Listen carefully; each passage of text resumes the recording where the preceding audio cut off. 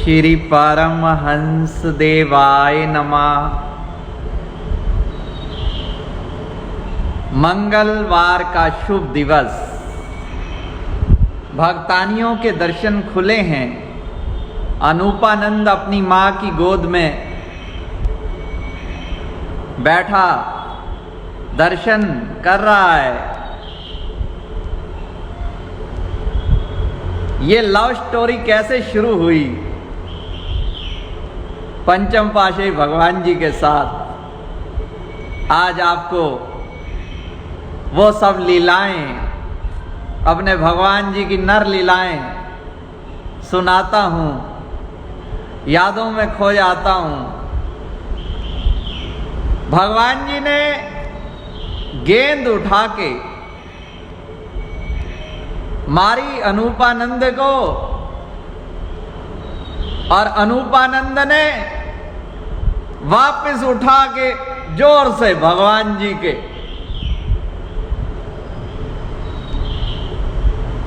बालक ने अपना काम कर दिया। अब क्या हुआ, जिस गली से निकले यही बच्चा है। भाई जी चिट्टा सूट पाती थी, किसी को पता नहीं था, विवाहितें पूछते ये कौन है बच्चा, ये मेरा भाई है, भाई जी कहती। अब एक बार तो वापस गेंद मार दी अनूपानंद ने। उस समय गुरमुख नाम था। भगवान जी ने जन्म समय नाम फरमाया गुरमुख। मामा जी ने रखा दीपक, नाना जी ने रखा आनंदपुरी बाबा,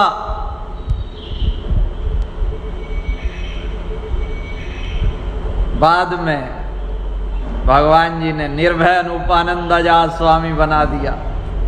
अनूप मैंने निराला।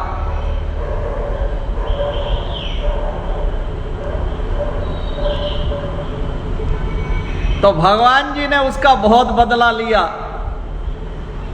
पपीता, केले, बादाम, अखरोट, गरम गरम खीर, कस्टर्ड गरम।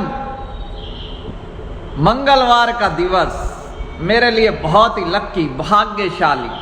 वैसे तो भगवान जी सबको मंगलवार ही कोई शुभ कार्य करने के लिए पूछता तो फरमाया करते थे।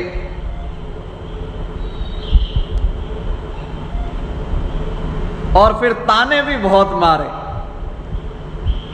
ताने भगवान जी ने, उसकी कहानी क्या है कि छठी कक्षा में जब पढ़ता था गुरमुख, जिद पकड़ ली कि मैंने तो अब नंदपुर रहना है, नंदपुर। उन्हीं शब्दों में नंदपुर कहता था मैं, आनंदपुर नहीं, नंदपुर रहना है। तो श्रीमान महात्मा विचार परमानंद जी समझाया। इंद्रजीत महात्मा जी होते थे, वो उन दिनों शिवपुरी पढ़ाई करते थे। कहने लगे अनंतपुर में तो व्यवस्था है नहीं पढ़ाई की, 8वीं तक विद्यालय है। उस समय पता नहीं 8वीं तक था कि नहीं। तो जैसे ये बाहर रह के पढ़ रहे हैं, वहां अपना आश्रम पे, कुटिया पे रह के पढ़ो। पर मैंने तो अपना हाथ पैर चलाने, नहीं, रोना शुरू कर दिया।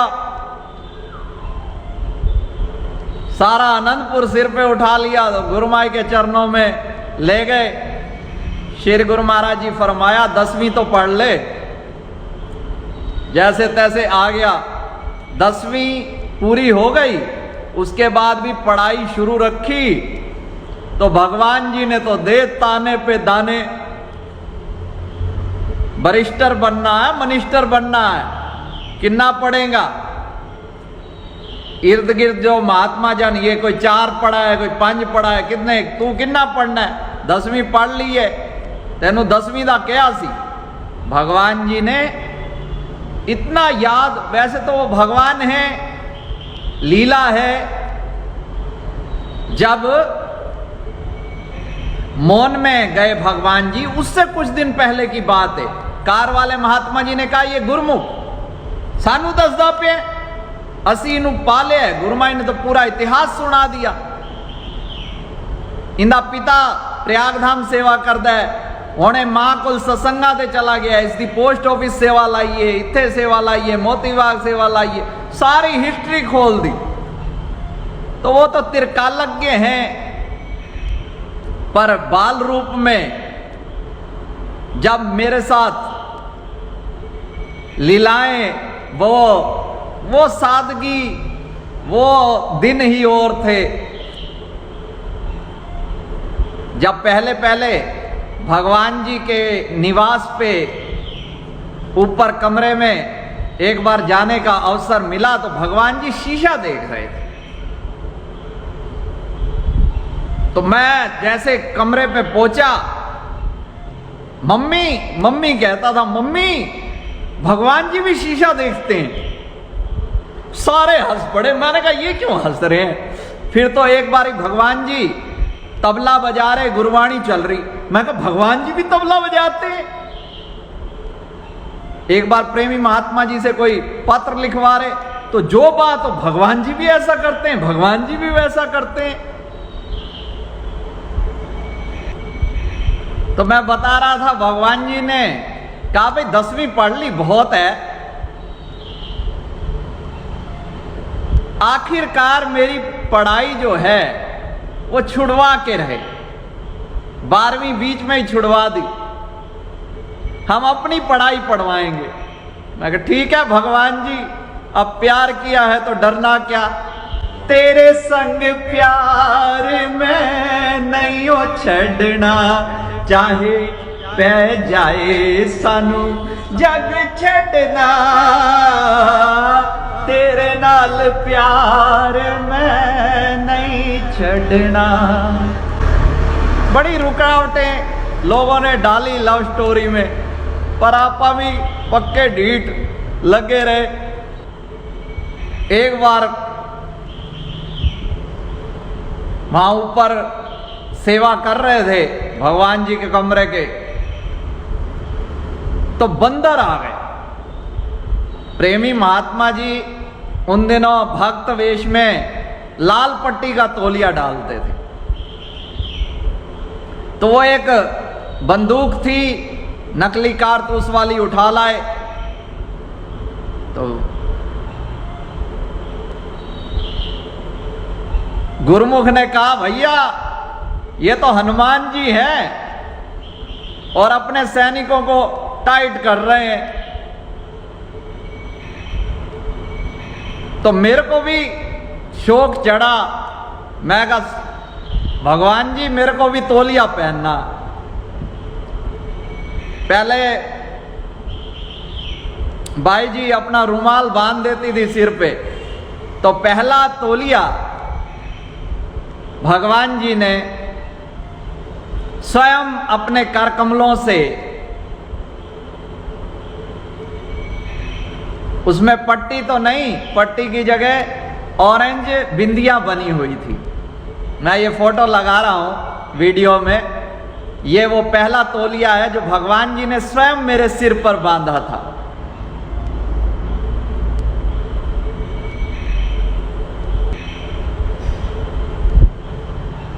डब वाली से सुनील के पिताजी डॉक्टर जी आया करते थे। तो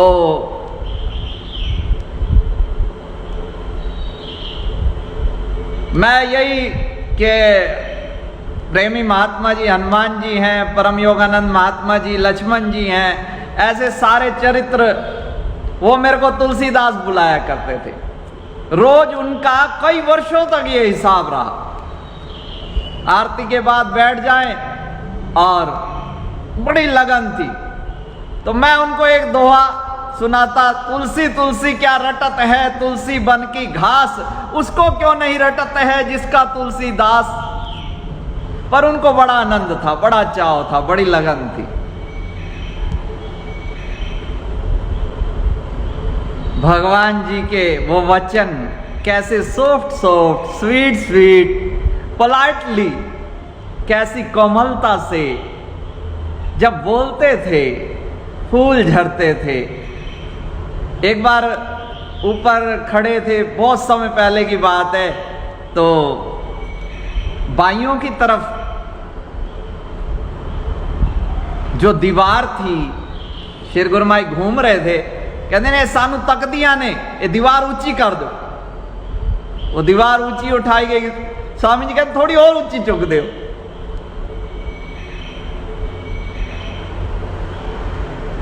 तकते तो हम भी थे। एक खिड़की थी,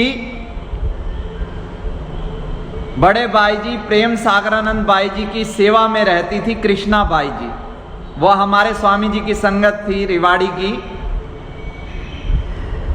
तो एक बार उनके कमरे में रुकने का अवसर मिला, मम्मी के साथ मैं उनके कमरे में रुका 8-10 दिन उस त्योहार पर, और कोई नहीं गया था, स्वामी जी भी नहीं गए थे गुड़गांव से। तो वहां पे मोती बाग दिखता था, मोती बाग के पास में ही था उनका रूम। तो वहां खिड़की से गुरु महाराज जी के शाम को जैसे सैर करने आते तो दर्शन हो जाते, तो वहां घंटों बैठे रहते। और फिर अगले त्योहारों पे भी उनकी खिड़की में मैंने तो वहीं जाना है, बैठना है। सब माताओं ने बड़ा स्नेह दिया। छोटे थे बहन भाई, हम लड़ते जाते थे आरती तक, बहन जियों के कमरों में चले जाना। 2-2 दिन बहन जियां अपने पास रखती, सरोवर में स्नान करवा रहे हैं हम बहन भाइयों को, दोनों को। अपना जामुन का बगीचा था, एक जामुन का बड़ा शौक था, खाने का कम, इकट्ठा करने का ज्यादा। और बहन भाई लड़ते थे, मेरे 100 जामुन हो गए हैं, तो 200। वहां पे एक मोर होता था, तो मोर बिजली बोर्ड पे, तीसरी पाशे सिंहासन पे वो बोर्ड पे हो जाता था। तो अर्चना कहती ये वही वाला मोर है, तो मैंने कहा इसको पकड़ना है। तो सारे हंसते, और गुरु महाराज जी की फिल्म चलती तीसरी पाशे जी की, वो गेंद फेंकते, तो वहां सारी बहनजियां कहती वो गई, मैं इधर भागता उधर भागता। तो ऐसी वो मीठी यादें, उस समय ना लोक की चिंता ना परलोक की चिंता, कि परलोक संवारना है या 84 लाख योनियों से बचना है, किताबी बातें नहीं। वो आनंद जो था, जैसे कृष्ण के पास जो सखियों ने आनंद लिया, आज भागवत हम पढ़ते रहे सब झूठी पतले हैं, पर जिसने खाया है वो आनंद, ये तो उसी को आनंद आ सकता है, बाकी तो सब किताबी बातें हैं। कई प्रेमी कहते हैं कि जो आप भगवान जी की लीलाएं सुनाते हो उसमें जो आनंद आता है, बाकी प्रवचनों में नहीं। प्रवचन तो एक बस प्रेरणा मिलनी है, अब उसके बारे में क्या कहा जाए, वो तो अब जीवन में शुरू हो गए हैं। असली जो चीज थी, असली चीज तो वो भगवान जी के साथ ही थी।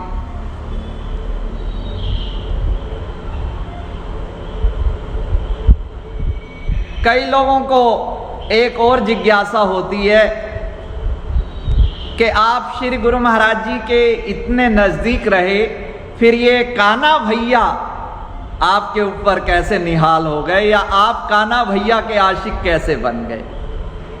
तो उसकी बात भी मैं सबको स्पष्ट कर देता हूं, अपना परिचय दे देता हूं। नहीं छिपी कोई कथा, नहीं छिपी कोई कथा, खुली हुई किताब हूँ प्रेम से, जो खुल सके भक्ति का वो राज हूँ। पंचम पातशाही भगवान जी की छत्र छाया में पला बड़ा निर्भय अनूपानंद।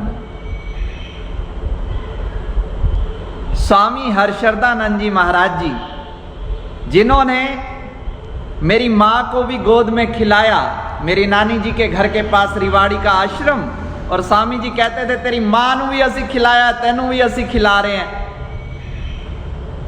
उनका लाडला बच्चू बच्चू बुलाते थे। और पिताजी अचल संतोषानंद जी और माँ सद्धर्मानंद का आंखों का तारा, और कान्हा भैया का अनुज।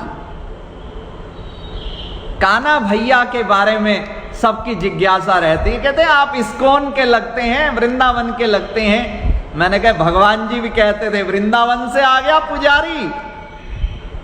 जब किसी ने शिकायत करनी चाहिए कि ये तो कान्हा जी के पीछे, तो भगवान जी ने बांसुरी दी, भगवान कृष्ण की मूर्ति दी, क्योंकि वो स्वयं जब कान्हा है, जब स्वयं राम हैं, जब भेद ही नहीं है,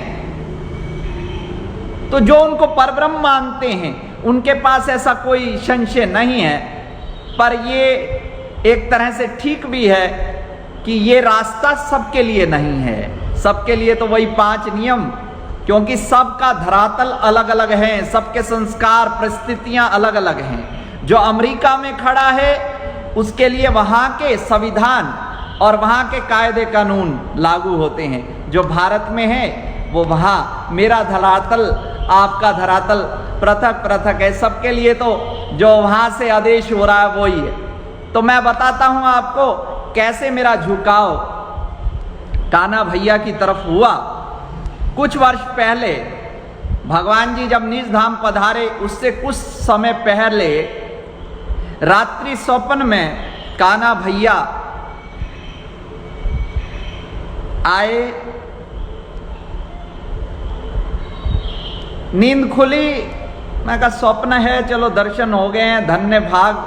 पर सारी रात ऐसा ही चलता रहा कि जैसे वो स्वप्न नहीं वास्तविकता थी। वैसे तो मैं ये कहता ही होता हूं कि जो भगवान जी का स्वप्न आता है, भले पंचम पातशाही भगवान जी का या तीसरी पातशाही भगवान जी का या परमहंस भगवान जी का या विष्णु भगवान राम कृष्ण, जिनका भी, ये स्वप्न नहीं, ये तो वास्तविकता है। स्वप्न तो ये है जो चारों तरफ हमें देख रहे हैं, जिसको हम वास्तविकता समझते हैं वो वास्तविकता नहीं है।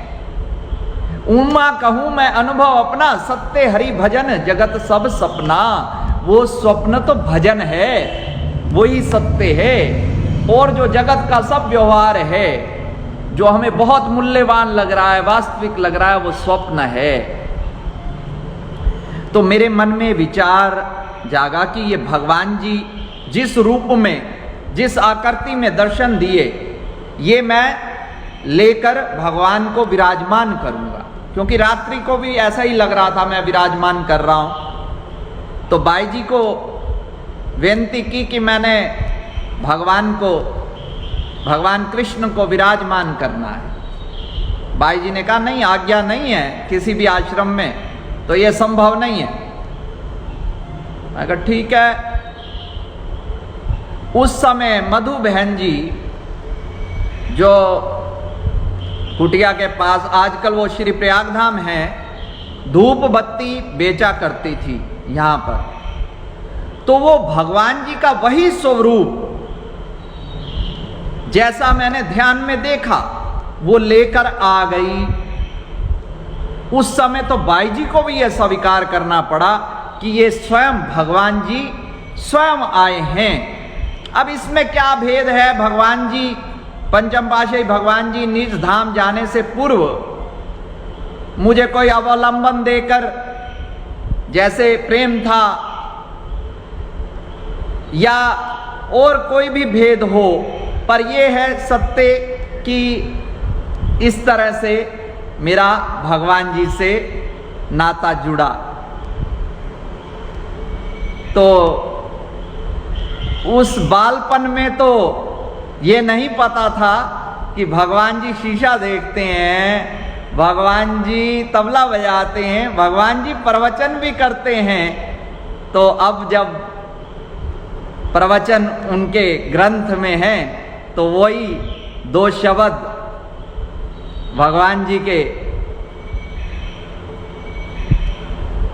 श्रवण करें। श्री सतगुरुदेव महाराज जी ने 14 मार्च सन 1974 तद अनुसार शुभ चैत्र संक्रांति सम्मत 2030 बृहस्पतिवार को निज कर कमलों से श्री परमहंस अद्वैत मंदिर में श्री परमहंस महान विभूतियों की प्रतिमाएं विराजमान की। बोलो जयकारा बोल मेरे श्री गुरु महाराज की जय। तथा इसके पश्चात विधि पूर्वक श्री आरती पूजन किया गया। आपने श्री वचन फरमाए कि गुरुमुखो, संसार में माता पिता सदैव अपने बच्चों का हित चाहते हैं। वे उनके हित व सुख के लिए हर संभव साधन जुटाते हैं, परंतु उनका हित, प्यार व साधन केवल शारीरिक सुखों तक ही होते हैं।